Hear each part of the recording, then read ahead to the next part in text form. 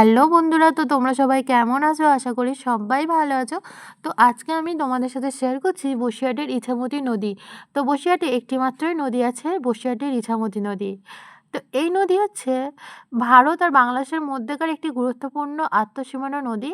তো এখন দেখো জোয়ার চলছে, আর যেহেতু বর্ষাকাল তাই নদীতে প্রচুর জল আছে, সেই কারণে প্রাকৃতিক পরিবেশও খুব সুন্দর লাগছিল। তো ওইদিকে দেখো, ওইদিকে আছে অনেক ভাটা, আর নদীতে অনেক নৌকা আছে। আর এইদিকে দেখো, এটা হচ্ছে শ্মশান, আর এটা হচ্ছে মন্দির, কালী মায়ের মন্দির। তোমরা তো জানোই শ্মশানে কালী মায়ের মন্দির থেকেই থাকে। এটি একটি ঐতিহাসিক নদী, কারণ এই নদীর সাথে অনেক ইতিহাস জুড়ে আছে আমাদের বসিরহাটের। এখানে না বিখ্যাত সবথেকে যেটি হয়ে থাকে দুর্গাপুজোর বিসর্জন। আর এই নদীটি যেহেতু সীমান্তবর্তী হয়, তো বনগাঁ, বসিরহাট, টাকির মতো গুরুত্বপূর্ণ অঞ্চল দিয়ে এই নদীটি প্রবাহিত হয়েছে। আর এটাকে ঐতিহাসিক নদী বলা হয় কারণ ব্রিটিশ আমলে এই নদীর জল ব্যবহার করে লবণের ব্যবসা, নীল চাষ হতো, অনেকেই বলে থাকে। তো দ্বারকানাথ ঠাকুর একসময় ইছামতি নদীপথেই কলকাতায় যাতায়াত করতেন, এটি হয়তো অনেকেই জানো।